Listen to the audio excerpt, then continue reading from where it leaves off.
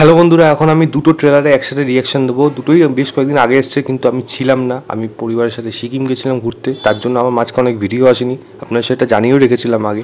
তো এখন যদি দুটো ট্রেলার নিয়ে কথা বলি, সেটা হলো একটা হলো রেড 2 আর একটা হলো বাংলা সিনেমা আড়ি। তো প্রথমে যদি রেড 2 কথা বলি, এই ট্রেলারটা কিন্তু সত্যিকারে বলতে গেলে ব্যাপক হয়েছে এবং আমি এই দিনের জন্য অপেক্ষা করছি সিনেমাটা আসুক। ভাই, আমি এই সিনেমাটা মিস করতে চাই না। আমি আসছে সিনেমাটা, এবং আমার যেন প্রথম টিকিটটা থাকে এরকমই আমার মন বারবার বলছে, কারণ এই ক্ল্যাশটা দেখতে আমি কিন্তু অবশ্যই চাই। রাজকুমার গুপ্তা যেভাবে প্রেজেন্ট করছে এখানে অজয় দেবগন ভার্সেস রিতেশ দেশমুখকে, সেটা কিন্তু দেখে আরও মজা আসছে।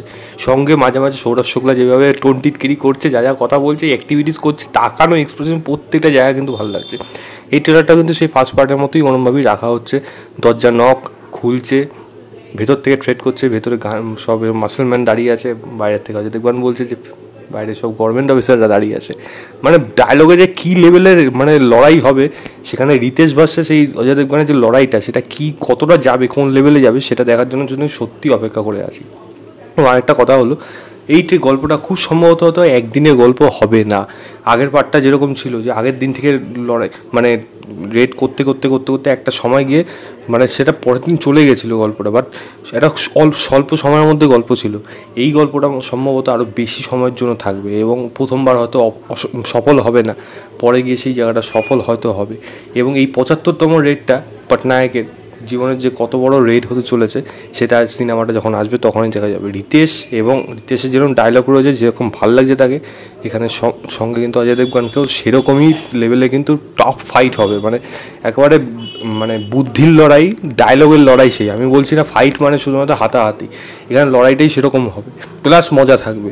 এবং যেই লাস্ট সিনটা, যে মহিলাটা কাপড়ের গুজে যার দেওয়াল ভেঙে ঢুকছে, মানে যেগুলো বেশ মজা দেয়, এগুলো কিন্তু সিনেমা হলে কিক দেওয়ার জন্য বেস্ট।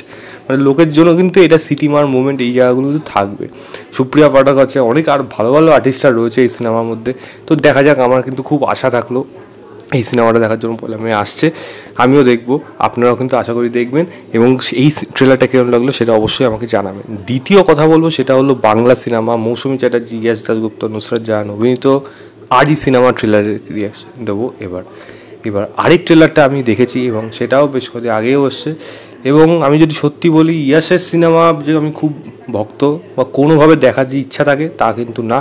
সে এক্সপেরিমেন্টাল কাজ এখন করছে, তার প্রোডাকশন হাউস থেকে সেন্টিমেন্টাল একটা আনলো, যদিও সেটা সফল হয়নি। আশা করা হচ্ছে এই সিনেমাটা কিন্তু সফল হতে পারে। দেখুন, স্বল্প বাজেটের সিনেমা, প্লাস একটা ভালো ফেস এখানে নিয়ে আসা, মৌসুমী চ্যাটার্জি, যে বাংলা সিনেমার কিন্তু তার ফ্যান কিন্তু বেশ ভালো রকম, বিশেষ করে বয়স্ক অডিয়েন্সরা। এবং সঙ্গে আজকের দিনে একজন ভালো পরিচালক, যে হলো জিৎ চক্রবর্তী, যে ভালো ভালো সিনেমা বানিয়েছে, মানে কথামৃত তার সিনেমাটা কিন্তু তার বেশ ভালো সিনেমা ছিল। এবং আশা করা হচ্ছে এই সিনেমাটা হয়তো সেরকমই ইয়েসের বক্স অফিস, কিন্তু আশা করা হচ্ছে এই সিনেমাটা কিন্তু একটা হিট ট্যাগ পেতে পারে, কারণ মা ছেলের সম্পর্কটা কিন্তু এই গল্পের মধ্যে বেশ ভালো হতে চলেছে। দেখুন, ইয়েসের খারাপ জিনিস কি এখানে, ইয়েসের পারফরমেন্স, সে নিজের চেষ্টা করছে, এটা মানতে হবে। এবং লাস্ট সিনটাও আমি যদি বলি, সে নিজের চেষ্টা করছে কিন্তু একেবারে হচ্ছে না, এটাও পরিষ্কার। কারণ ইয়েসের পারফরমেন্স যেরকম হওয়ার প্রয়োজন এরকম ধরনের সিনেমাতে, সেরকম হয়ে উঠছে না। এখানে সাপোজ যদি অঙ্কুশও থাকতো, অঙ্কুশ ভালো অভিনয় করে বেরিয়ে যেতে পারতো, কিন্তু যেহেতু এটা ইয়াশ, তো আমার মনে হচ্ছে খুব একটা কিন্তু এই সিনেমাটা যে ইয়াশে অভিনয় নিয়ে প্রশংসা হবে তা কিন্তু না, বরং প্রশংসা হতে পারে নুসরাতের অভিনয় নিয়ে। নুসরাতকে দেখতে ভালো লাগছে, আশা করা হচ্ছে নুসরাত যদি এখানে একটা ভালো পারফরমেন্স দিয়ে যায় এবং তাদের অনস্ক্রিন কেমিস্ট্রি যদি ভালোভাবে চলে যায়, তাহলে এই সিনেমাটা এদের দুজনে বেশ ভালো হবে। তবে সোস্টিলা থাকবে কিন্তু এখানে মৌসুমী চ্যাটার্জি, কারণ তার পারফরমেন্স কিন্তু এই সিনেমাতে আবার সে কোথাও যেন পুরোনো দিনের সিনেমাকে ফিরিয়ে আনতে সক্ষম হচ্ছে। এবং মজার মোমেন্টে কিন্তু মৌসুমী চ্যাটার্জি কিন্তু বেশ ভালো, সিমিলারলি কিন্তু ইমোশনাল পোর্শনেও। উমেশ গঙ্গোইকে দেখা গেল, ভালো লাগলো তার সিনগুলো, বেশ মজাদার ছিল। সঙ্গে কমলেশ্বর মুখার্জি আছে, দেবরাজ রয়েছে, আমাদের পার্থদা রয়েছে, পার্থভৌমিক রয়েছে, মানে তো বেশ ভালো লাগবে। হ্যালো স্যার, দেখা যাক এখানে কীরকম লোকের মন জয় করতে পারে।